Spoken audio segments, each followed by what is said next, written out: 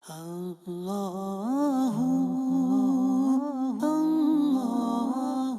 ہو جائے اور کاش ہم حضرت ابراہیم علیہ السلام کی جو آج سیرت کے متعلق کچھ سنیں گے. حضرت ابراہیم علیہ السلام حضرت اسماعیل علیہ السلام کے والد ماجد ہے، جن کی قربانی بقرعید پہ ہوتی ہے اور ان کے نام کی قربانی ہوتی ہے کہ وہ ابراہیم علیہ السلام کے والد صاحب کی سیرت کے متعلق سماعت فرماتے ہیں.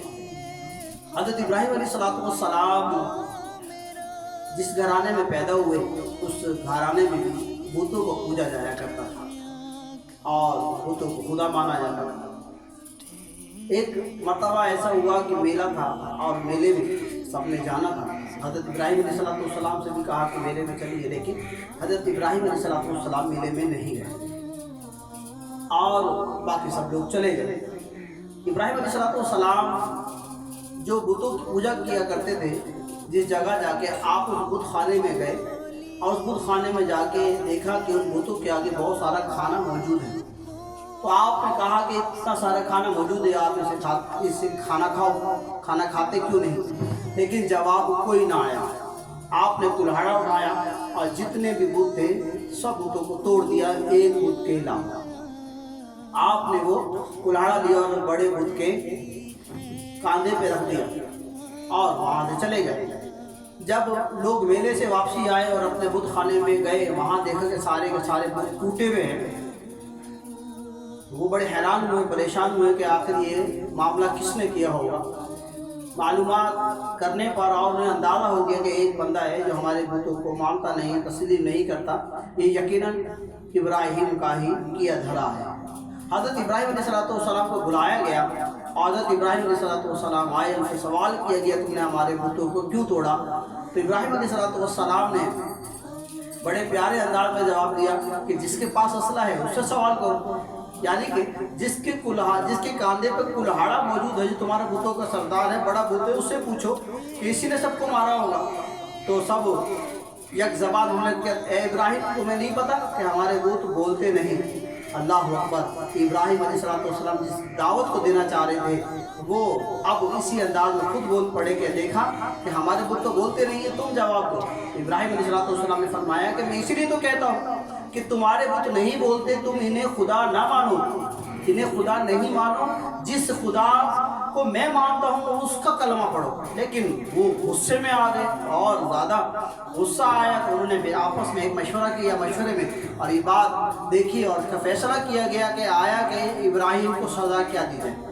میرے حضرت ابراہیم علیہ السلام جو اللہ تبارک و تعالیٰ کے ماننے والے تھے، جو اللہ کے نبی تھے، اسلام کی دعوت دینے والے تھے، ان کے لیے فیصلہ کیا گیا کہ ان کو آگ میں چلایا جائے.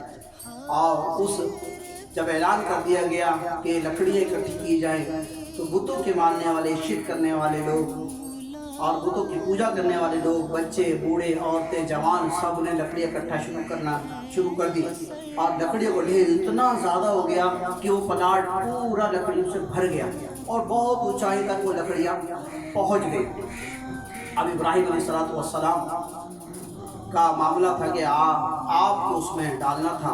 ابراہیم علیہ السلام کو جب آگ میں ڈالنے کا پروگرام بنایا گیا تو جبرائیل علیہ السلام حاضر ہوئے اور فرمایا اے ابراہیم علیہ السلام اگر کوئی حکم ہو تو میں حاضر ہوں.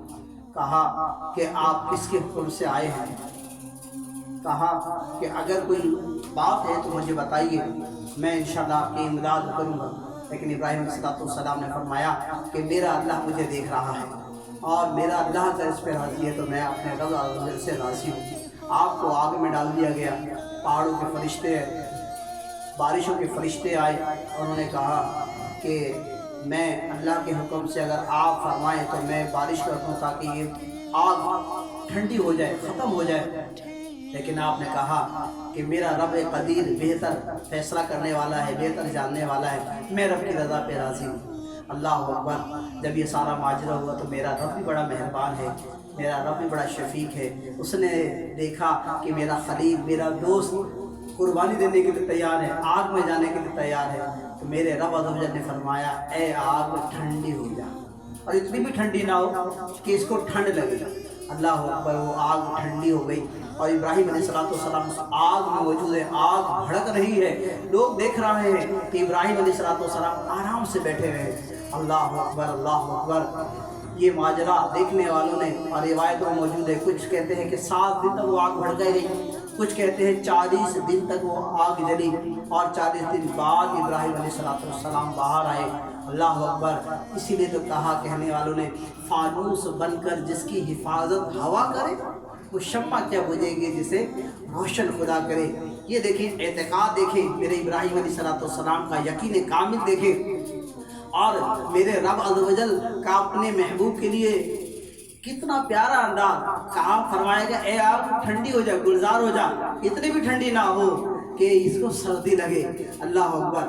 ابراہیم علیہ السلام اس صبر استقامت سے اپنے اس معاملے میں کامیاب ہوئے اور اللہ کی رحمت سے آپ آگ میں تو گئے لیکن آگ میں جلائے نہ گئے۔ دیکھنے والوں نے دیکھا، لیکن آج جس طرح کا پرسی کا عالم ہے کہ ایمان کی دعوت دی جا رہی ہے، اسلام کی دعوت دی جا رہی ہے، مسلمان کو آزان کے ذریعے دعوت دی جا رہی ہے کہ آؤ نماز کی طرف، لیکن اللہ اکبر کوئی نماز کی طرف آنے کے لیے تیار نہیں ہو پاتا، نمازوں کا اہتمام کرنے کے لیے تیار نہیں ہو پاتا، ذرا سی پریشانی ہوتی ہے، مسائل ہوتے ہیں تو پریشان ہو جاتے ہیں، نمازوں کو چھوڑ دیتے ہیں۔ پیارے اسلامی بھائی دیکھیں میرے ابراہیم علیہ السلام کو آگ میں ڈالا گیا، جبکہ بارش